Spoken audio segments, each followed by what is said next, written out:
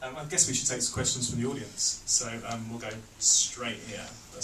Question for the three colours. Picking up on something Nikki said about when you did the first one, you were hopeful to go on and do the next two or three. I mean, could you believe, looking back, that it would become what it has become, this sort of phenomenon, where, you know, Star Trek, go at that hotel, a bit more, when you were back doing the first one? I don't think any of us could have predicted, you know, how big this would have become. I certainly understand why it has, because the book series is incredible and it kind of, you know, takes you into this whole other world. But I think at the time when we were doing Twilight, it was kind of, you know, it really had this independent feel to it, and I think we were just happy to be working on a project. And yeah, and I think each time, you know, we're very pleasantly surprised with, you know, just how passionate the fans are and how excited they get over this.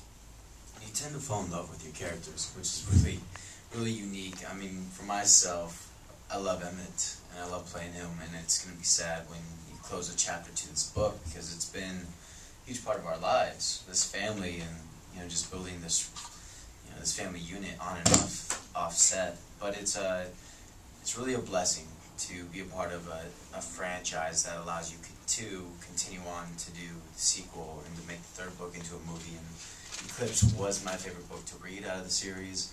I'm really impressed with the action and the mix between the love stories. And I haven't seen the movie yet, and I can't wait to see it tonight. But it's really exciting to finish something off like this. Anne, what your question? Yeah, David, were you, or did you feel you might be constrained from bringing any touches of your own to a film third in a very successful series based on a series of books? Not really, no. You know, obviously there's continuity, you know, and obviously these guys have done it twice before, you know, and so the important thing for me was to listen to start with. So I think we had one-on-one meetings. That's what I did, yeah. So first thing I do in terms of process is to meet every single one of these guys individually and just listen to what they loved about the other movies with regards to their characters, what worked out, what didn't work out, what they want, and then we do it again and we talk about script. And so by the time we'd all finished talking, you know, I knew exactly what, you know, they were after, as well as, you know, what I was after, and they knew what I was after. So when we rehearsed, we'd just be focusing on the content of the scene. So to that extent, I was fully informed. To the extent of constraints, you know, the reason they got different directors was different aesthetic, and I'm not particularly referential. I only saw the first Twilight film once, and, you know, they were doing post-production on New Moon, so I just read it and it set a really vivid picture in my mind of what I wanted to do. So I was just so immersed in making the film that it became my own film, because by virtue of it being in my head, really. So, and if anything, I was encouraged to do more, encouraged to be more different. But the tone of the film was always going to be different. We talked about it from the very first meeting onwards, that this was the most mature film, that it was going to be more realistic in every way. A certain amount of darkness had to pervade, you know. So there were no real, you know, constraints per se, besides, you know, the obvious things of keeping the story flowing continuity-wise and being faithful to the book.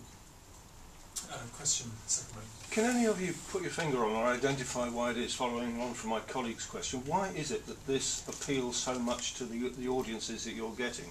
Because, I mean, let's say 10 years ago you wouldn't have had Buffy the Vampire Slayer. What is it about these audiences who love vampires, mysticism and the undead? I think you said it, it's love.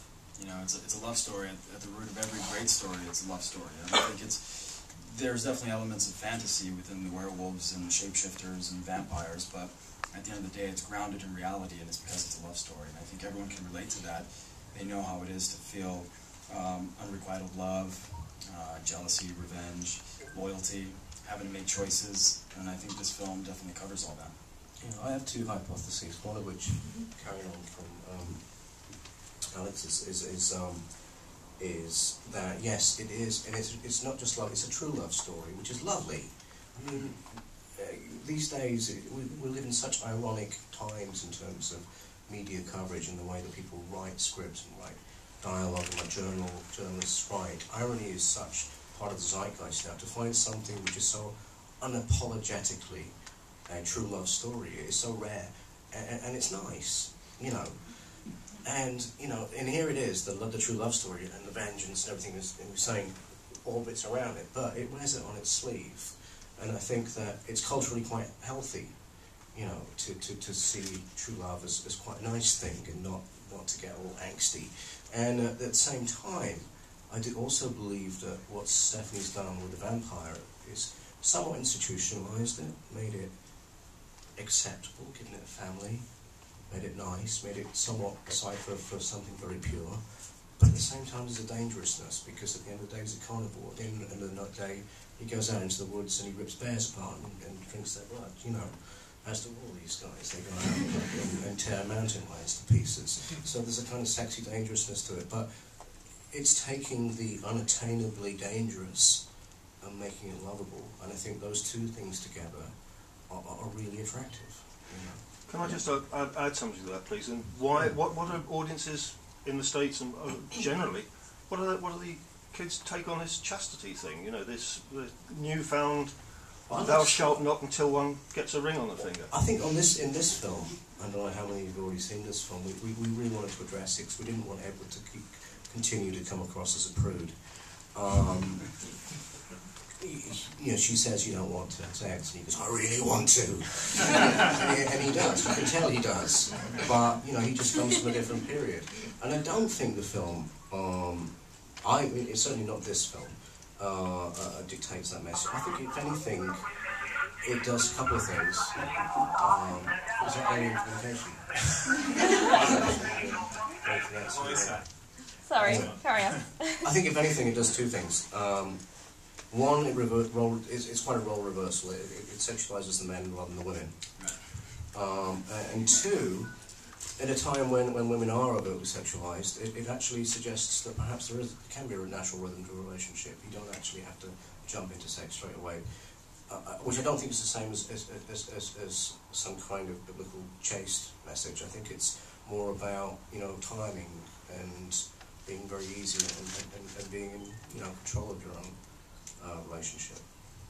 Right, we've got loads of questions now, so we'll do you first.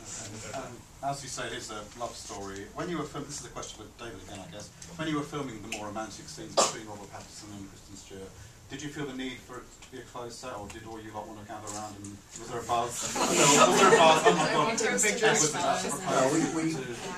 That stuff's always awkward to shoot, and just have to get people really, really comfortable with each other. And yeah, we do it as a closed set. It's something that there's no giggling and joking around. Everybody treats it very professionally, and we do a closed set, and that's the way it works. So that's why it's boring answer. No. Sort of, were they quite nervous because it is such an important scene? The fact that he's, you know, finally proposing. They didn't seem to be. No, they didn't seem to be. They seemed to be fine with each other. And I got to say, we shot that on, I think, what was the very last night.